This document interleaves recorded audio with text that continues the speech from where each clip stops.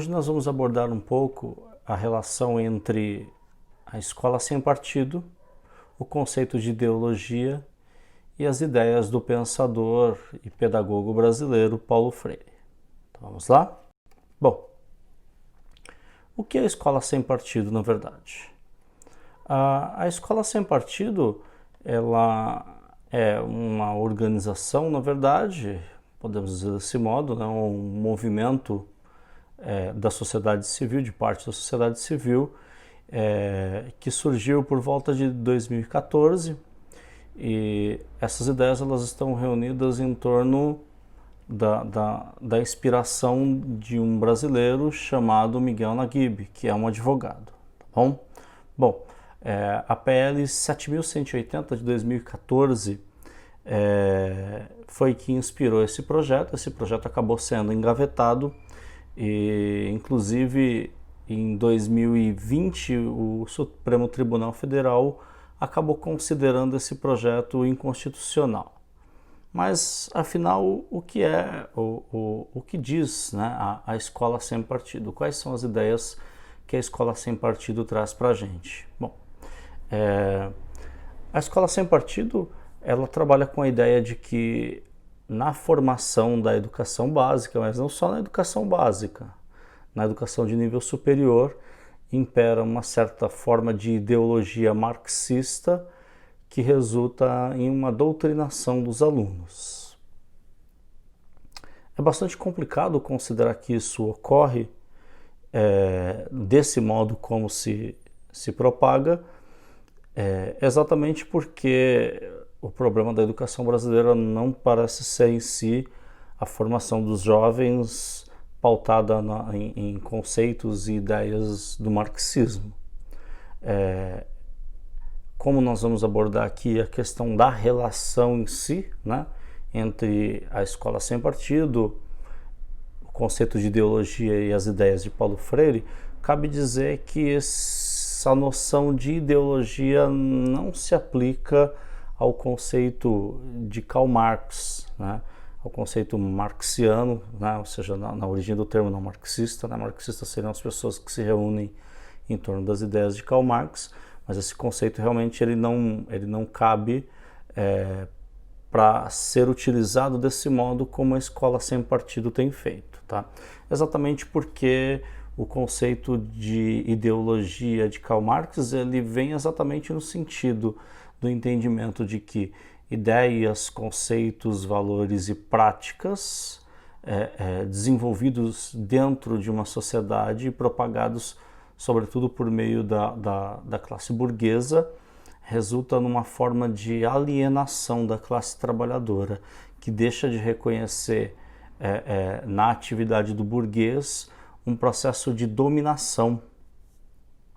A dominação capitalista, então, se propaga por meio da ideologia que, ao alcançar o proletariado, cria uma massa de pessoas que realmente desconhecem naquele que o explora uma condição de exploração, ok? Talvez isso a gente consiga materializar bem na frase nessa empresa nós somos uma família, é uma forma de ideologia, né? Ou olha, nós precisamos cooperar com aquele que paga o nosso salário, né? Porque enquanto se constrói com o trabalho o salário, entre aspas, também se constrói a riqueza do capitalista, que é o que nós consideramos, pelos conceitos marxistas e marxianos, como mais-valia, ok? Bom, o conceito devidamente aplicado, que deveria ser utilizado nesse caso pela escola sem partido, deveria ser o conceito de ideário, né? Então, a escola sem partido compreende que o ideário marxista, marxiano, impera tanto na formação dos docentes em nível universitário, quanto também no nível da educação básica, enfim, abrangendo aí desde o ensino infantil ao fundamental e ao médio, perfeito? Bom, não só esses. Cabe lembrar que, mais uma vez, que não nos parece ser o problema da educação brasileira a formação dos jovens e das crianças nas teorias e nas ideias de Karl Marx e de todos aqueles que bebem na fonte do marxismo. Bom, uma das ideias da escola sem partido refere-se à noção de que os professores ensinam doutrinas marxistas e que essas doutrinas, na verdade, imperando na educação, geram um tipo de aluno que acaba sendo utilizado para fins e propósitos políticos. No documento elaborado pelos signatários, né, ou por aqueles que compreendem que a escola sem partido é adequado, então nesse documento elaborado por eles, no item 4, né, então vamos jogar na tela aqui, consta as seguintes ideias. Liberdade de ensinar, assegurada pelo artigo 206, parágrafo 2 da Constituição Federal, não se confunde com a liberdade de expressão. Não existe liberdade de expressão no exercício estrito da atividade docente, sob pena de ser anulada a liberdade de consciência e de crença dos estudantes, que formam em sala de aula uma audiência cativa, né?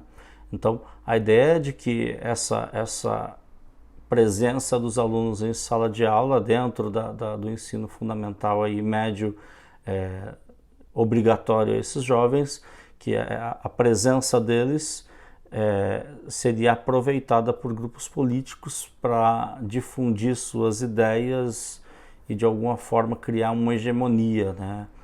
Não nos parece o que está acontecendo, haja visto que nós temos observado, inclusive nas últimas eleições, os grupos de direita e de centro se dando muito bem, né? Então, nesse sentido, cabe ressaltar que a escola sem partido não é necessariamente a ausência do partido da escola, mas isso é um entendimento meu, qualquer um pode pensar de um modo diferente. A escola sem partido me parece mais a intenção da direita de partidarizar a educação. Haja visto que a educação, entendida por Paulo Freire como uma ferramenta de transformação social, ela na educação deve caber, como nós podemos dizer, não deve caber não a ideia de neutralidade do educador, mas a ideia de um educador que desperta o senso crítico, ao passo que também não é neutro. Então, vamos pensar aqui, por exemplo, uma aula sobre o nazismo.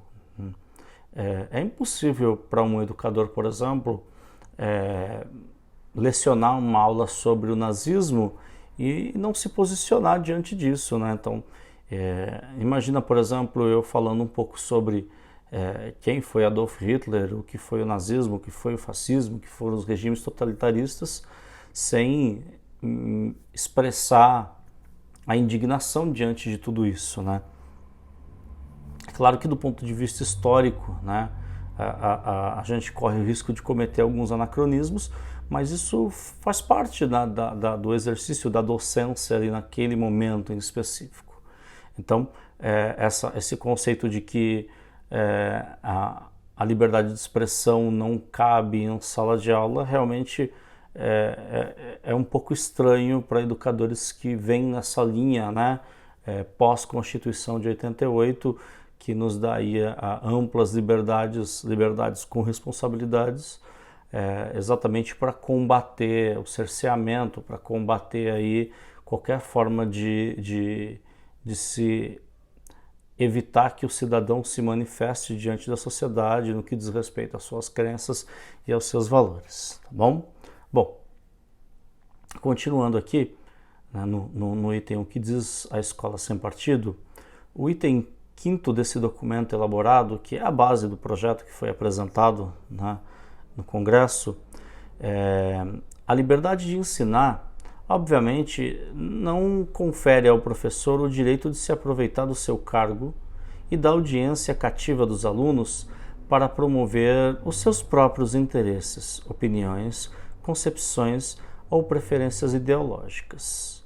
religiosas, morais, políticas e partidárias, nem o direito de favorecer, prejudicar, constranger os alunos em razão de suas convicções políticas, ideológicas, morais ou religiosas, nem o direito de fazer propaganda político-partidária em sala de aula e incitar seus alunos a participar de manifestações, atos públicos e passeatas, nem o direito de manipular o conteúdo da sua disciplina, com o objetivo de obter a adesão dos alunos a determinada corrente, política ou ideológica, nem, finalmente, o direito de dizer aos filhos dos outros o que é certo e o que é errado em matéria de religião e de moral.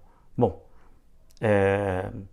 obviamente que nós podemos aqui refletir um pouco a respeito disso, né? Não dá o direito de dizer o que é certo e o que é errado em matéria de religião e de moral. Vamos imaginar mais uma vez aqui a questão envolvendo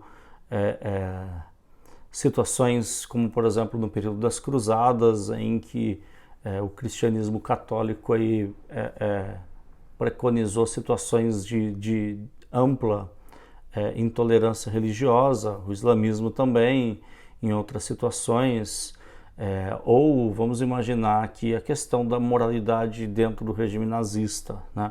A ideia é que o professor seja apenas um ser capaz de transmitir conteúdos e sem necessariamente opinar ou expor aquilo que ele pensa, algo que realmente é praticamente impossível. Vamos pensar na ideia de neutralidade, né? Outro dia me falaram assim: se eu não for votar, eu estou sendo neutro no processo político, quando na verdade não.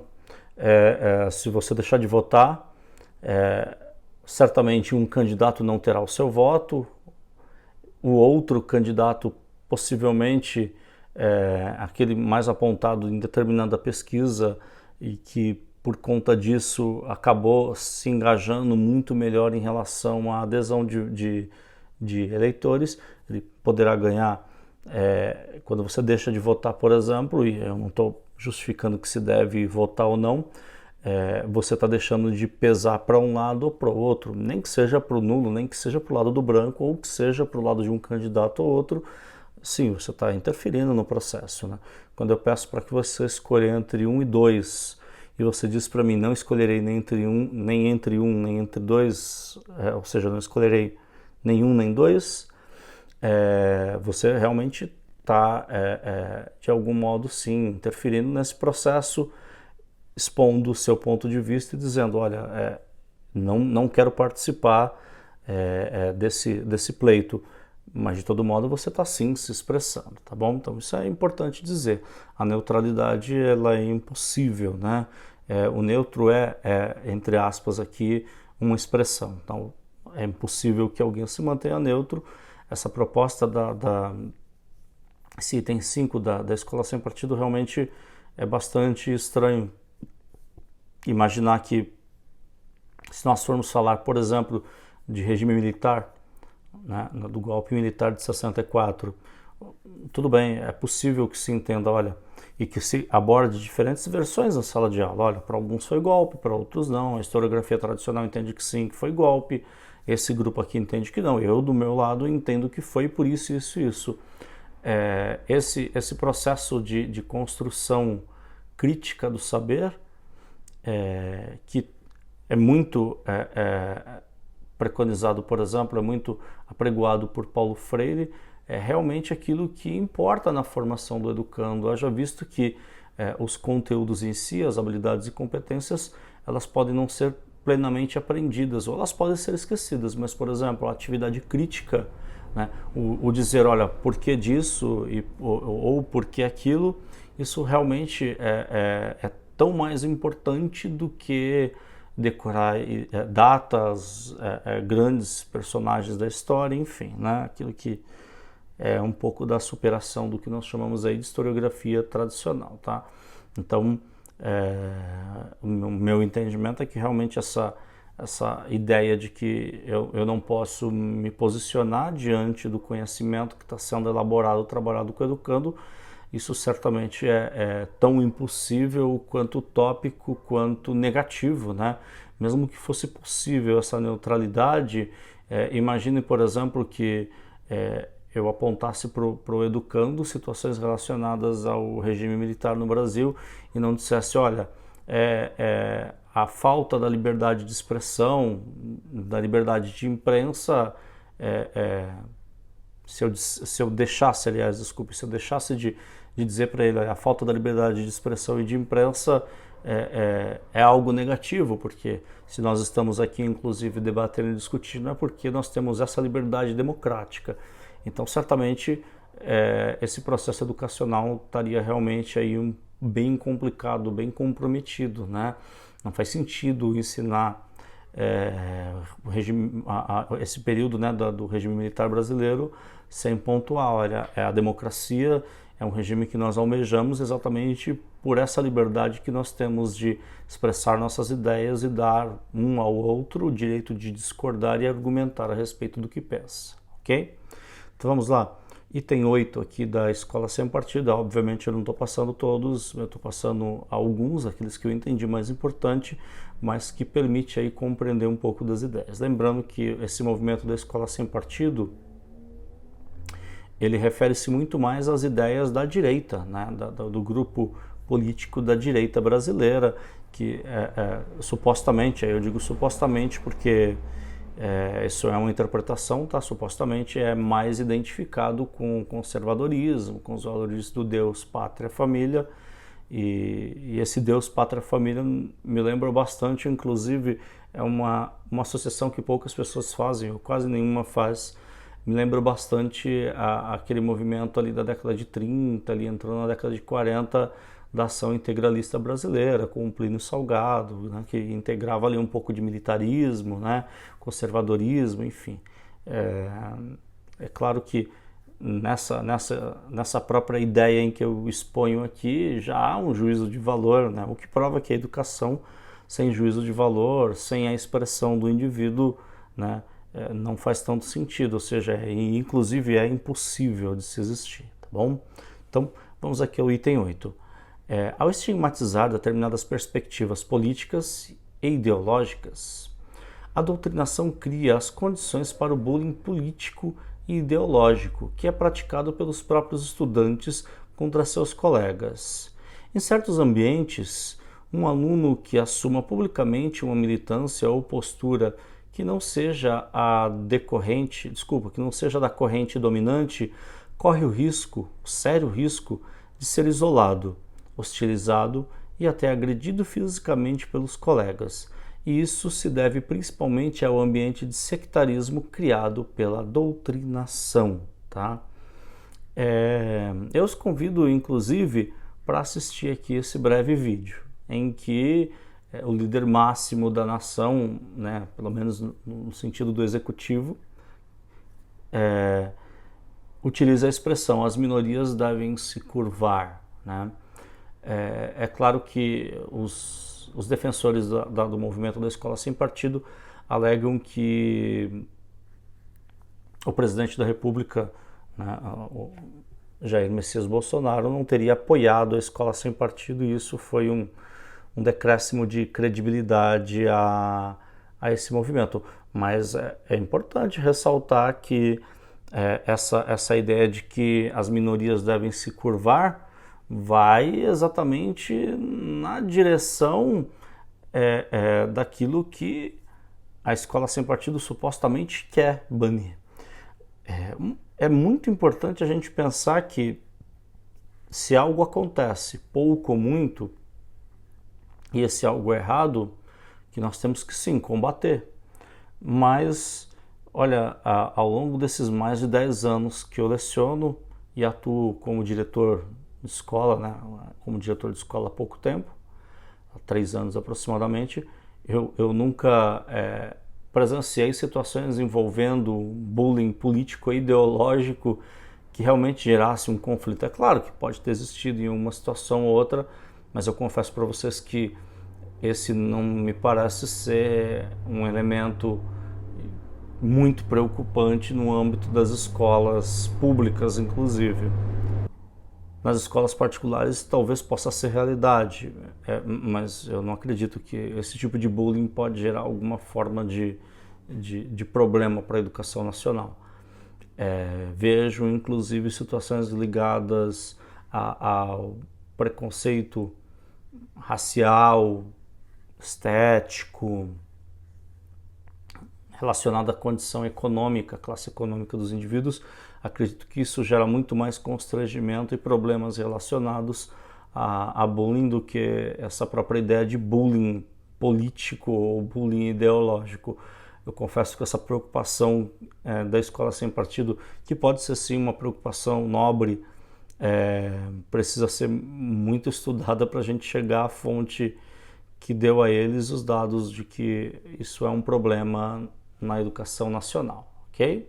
Confesso que eu não enxergo dentro do cenário da educação nacional situações de bullying político e ideológico que geram constrangimentos e problemas de ordem educacional. Eu conheço sim problemas relacionados ao preconceito racial, ao preconceito estético, né? Ao menino que olha o indivíduo com sobrepeso, né, ou com obesidade, acaba tirando um barato, acaba fazendo uma piadinha de mau gosto. Isso tem muito, né? Ou ligado às condições econômicas. Às vezes o coleguinha está lá com um tênis que é uma imitação de uma determinada marca famosa. Isso com certeza me parece gerar muito mais problemas do que bullying político e ideológico, sem que com isso não signifique que nós não tenhamos que de algum modo combater o bullying político ou ideológico, tá? Então esse item 8 aqui eu encerro dizendo que nós precisamos pensar um pouquinho sobre o que se pede e o que se dá de exemplo, né? Então um presidente dizer que as minorias têm que se curvar é bastante complicado. Sobre minorias, vamos pensar, por exemplo, que esse grupo de direita que defende a escola sem partido fala muito sobre a questão da cristofobia, né? O deputado Feliciano, por exemplo, fala que no Brasil nós temos uma espécie de cristofobia. Olha, é bom ressaltar que problemas relacionados não só a bullying, mas a perseguições religiosas envolvem muito mais as religiões de matriz africana, de modo que talvez essas religiões deveriam ser muito mais alvo aí de uma ação sistemática no sentido de garantir um processo educacional digno a todos, tá bom? Bom, é nesse sentido da relação aqui entre a cristofobia e a perseguição às religiões de matriz africana que eu abordo exatamente o item 15.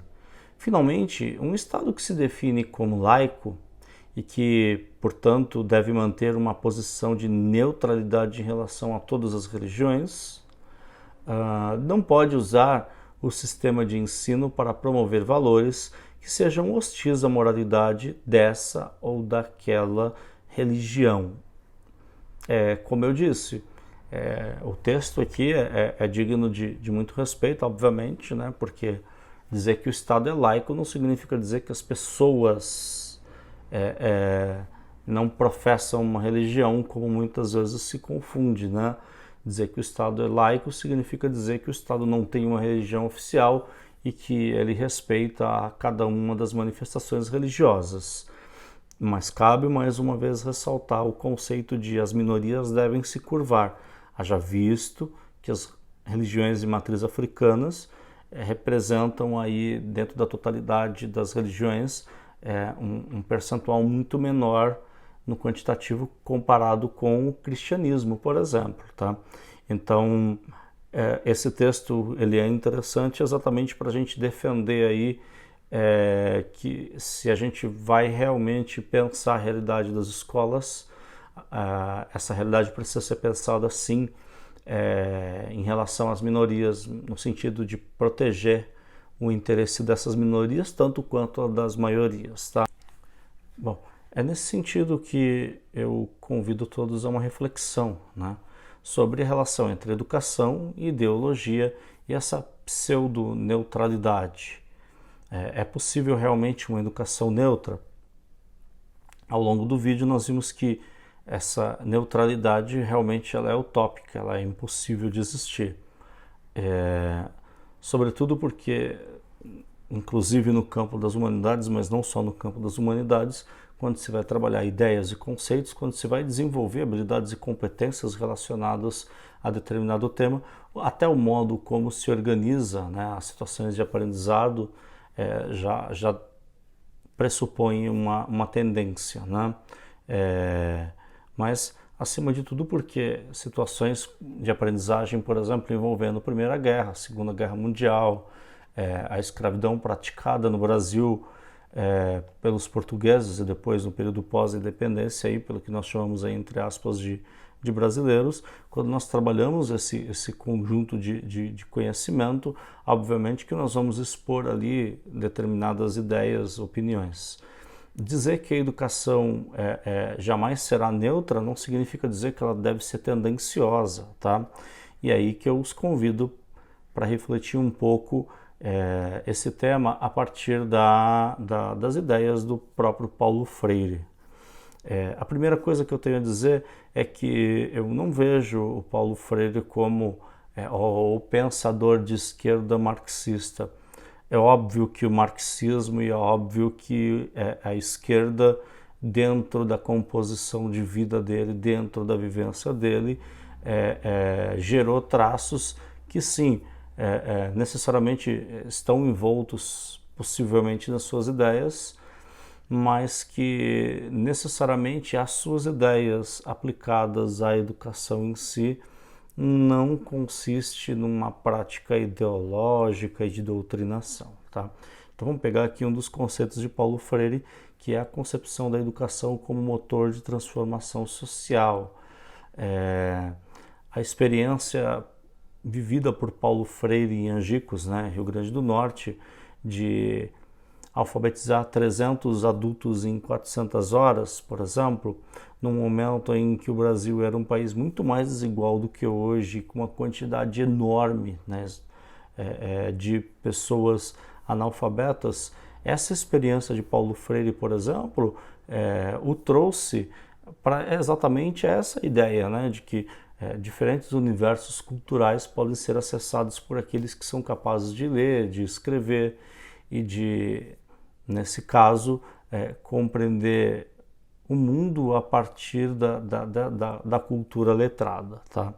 Então, é um conceito que não tem em si um marxismo ou uma esquerdopatia, como se diz aí, implícito aí, como muitos querem, tá? Bom, um outro conceito interessante de Paulo Freire é a ideia de que a educação não pode corresponder à lógica bancária, né? Ou seja, a educação bancária seria aquela que avaliaria o aluno como um ser estático, passível apenas de ser depositado conhecimentos. E o Paulo Freire, até pela experiência dele em Angicos, ele demonstra que não, que o educando ele é um ser de conhecimento e que ambos aprendem, né? Tanto o educador ao lecionar quanto o educando ao participar desse processo de ensino-aprendizado, tá?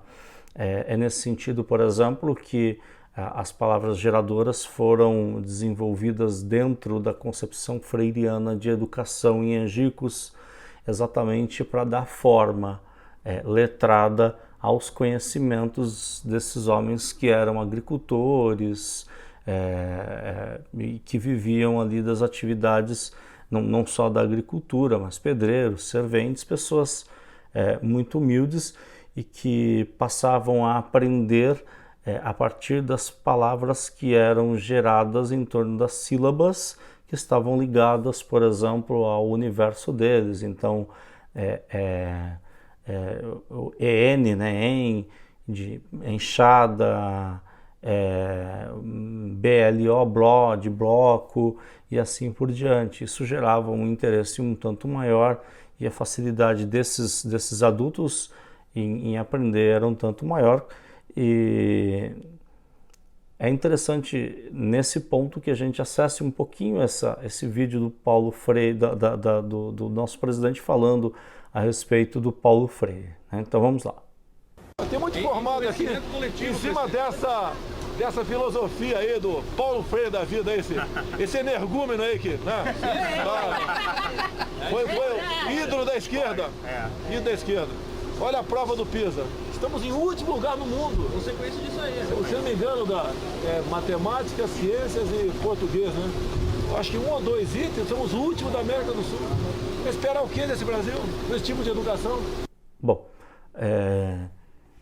dizer que Paulo Freire era um energúmeno é realmente um grande absurdo, né?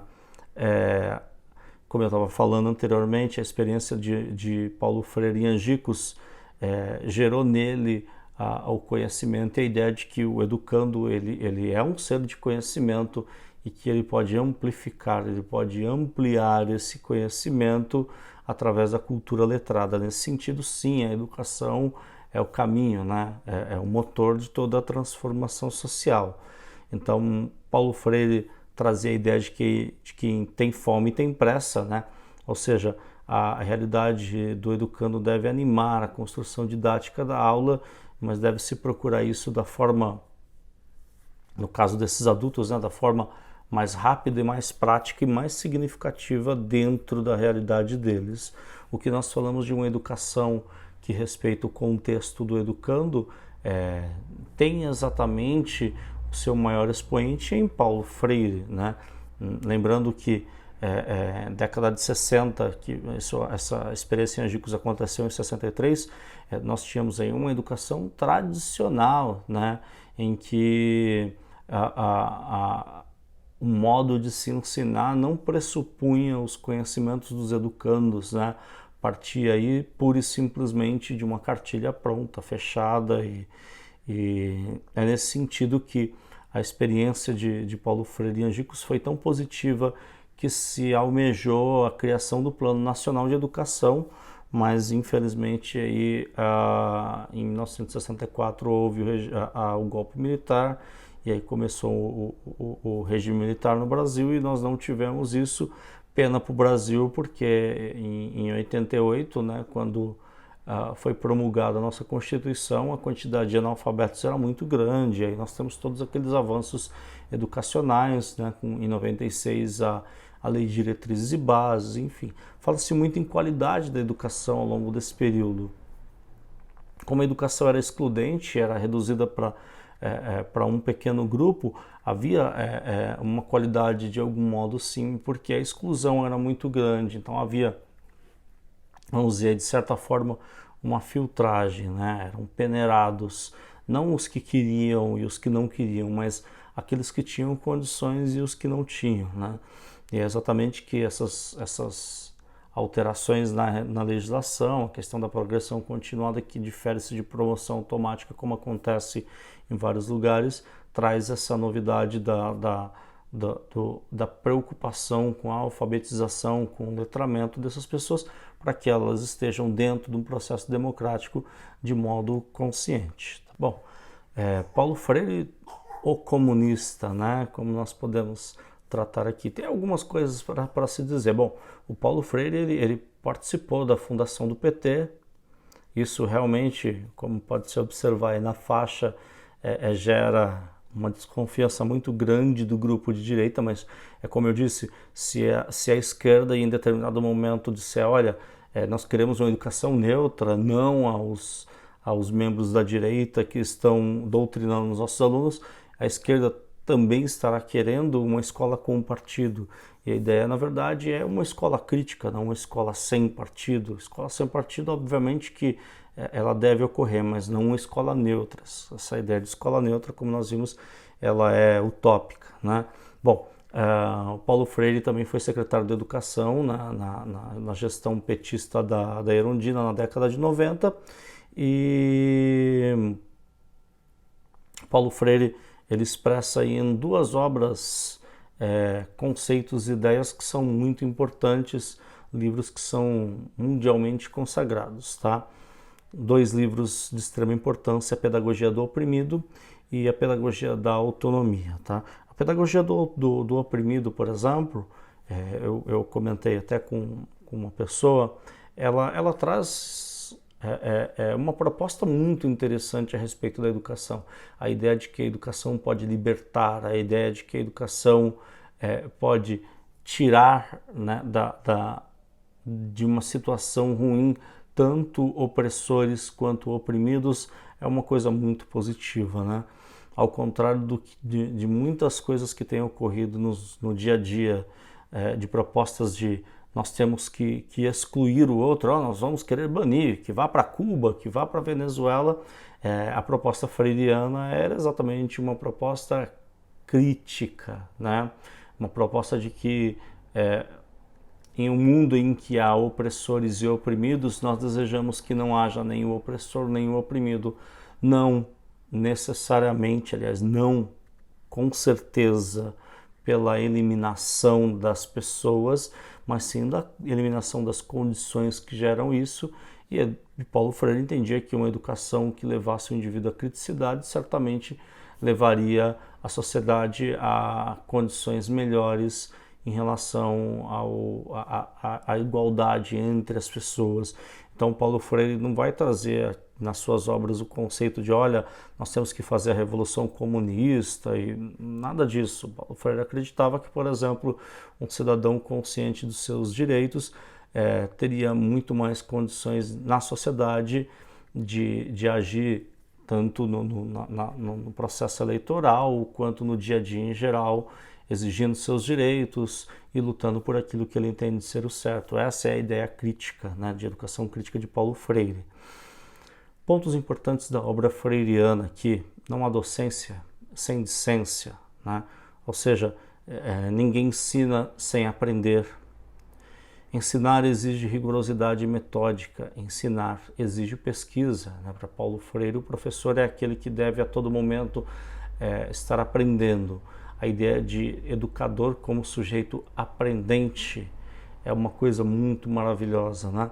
Porque o educador, ele não é o detentor absoluto do conhecimento, é aquele que, por ser uma pessoa capaz de aprender, é o profissional, não necessariamente do ensino, mas do aprendizado, né? Ensinar exige respeito ao saber dos educandos. Como foi dito, para Paulo Freire, conhecer o contexto social, o modo de vida dos seus educandos e, a partir daí, gerar situações didático-pedagógicas de aprendizado é realmente a função mais nobre do professor, né? Então você tem aí um indivíduo que parte do conhecimento local para o conhecimento mundial, e ensinar exige criticidade, ao contrário do que se pensa, né, de que o Paulo Freire vai ensinar o cara, olha, seja marxista, seja comunista e derruba essa sociedade capitalista. O Paulo Freire vai apregoar a criticidade, né? Ou seja, nós temos que ser crítico diante daquilo que nos vem, e a criticidade é exatamente a avaliação entre A e B, entre A, B e C, e uma resposta do indivíduo que seja uma resposta refletida, né? Que não seja uma resposta simplesmente copiada das massas. Essa é a educação crítica que Paulo Freire preconiza. E obviamente que o professor, sendo alguém que assume uma condição de conhecimento e uma condição política, ele não barra essa criticidade, desde que ele dê ao indivíduo a condição dele defender aquilo que pensa também, tá? Então, mesmo eu sendo, tá? É só uma hipótese, mesmo eu sendo comunista, ou mesmo eu sendo ateu ou religioso, posso eu sim, no cotidiano de sala de aula, expor para o aluno porque eu entendo que isso é positivo, e dar a ele o direito de pesquisar, compreender e se opor ou concordar em relação a isso. Quanto a isso, não há mal algum, tá? Então, essa exposição e essa troca de ideias é realmente a criticidade, não a doutrinação. É diferente de você chegar no indivíduo e dizer você deve ser dessa forma porque essa é a forma correta, não é isso que se propõe, tá? Ensinar exige estética e ética, né? A concepção do belo, a concepção do que é certo, do que é errado, a avaliação de ideias e valores faz parte aqui. Exige corporificação das palavras, por exemplo, exige risco, aceitação do novo e rejeição à discriminação, exige reflexão crítica sobre a prática, exige ensinar o reconhecimento e a assunção da identidade cultural, tá? Então, esse conjunto aqui está na pedagogia da autonomia não do oprimido, tá? Esses itens que eu citei aqui, tá? Então, vamos pegar aqui alguns itens importantes. Exige risco, aceitação do novo e rejeição à discriminação. Não me parece ser uma doutrinação, uma ideia puramente marxista, né? Ou seja, não traz uma doutrinação de esquerda. Ensinar exige reflexão crítica sobre a prática, obviamente, né? Aquele docente que desenvolve determinada atividade em relação a determinada sala, em relação a determinado aluno, ele sempre precisa refletir todo o processo de ensino-aprendizagem. E ensinar exige reconhecimento e assunção da identidade cultural. É a ideia de que realmente nós não podemos admitir que um educador entre em sala de aula sem que ele se posicione, sem que ele tenha uma concepção, uma visão de mundo e sem que essa visão dele seja exposta em sala de aula. Então, finalizando aqui, tá? A neutralidade é algo impossível, tanto para Paulo Freire quanto para qualquer pedagogo do mundo moderno que realmente vê a educação de modo crítico, ok?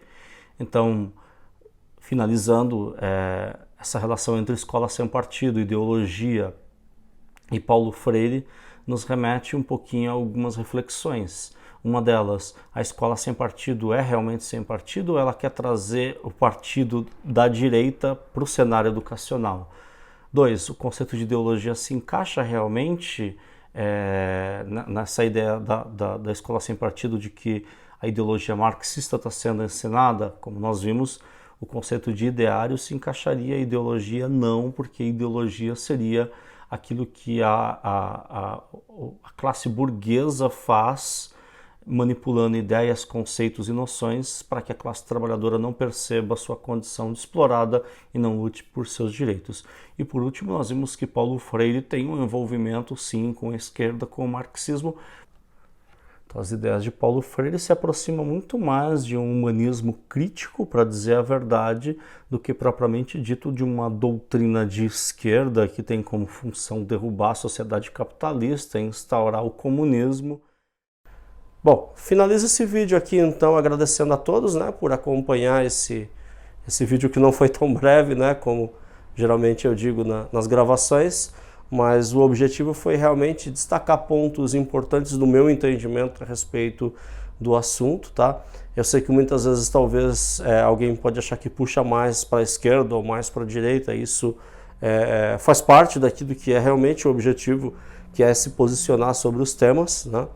E o meu objetivo é sempre gravar vídeos que abordem temas relacionados à educação de modo geral, né? Sempre pegando aí a linha da história, da filosofia e da pedagogia, ok? Aqueles que gostaram, eu peço que curtam, e se você quiser acompanhar, eu produzirei aproximadamente, provavelmente um vídeo por mês, e o objetivo não é comercial, o objetivo é apenas realmente produzir conteúdo, ok? Então até mais, tchau!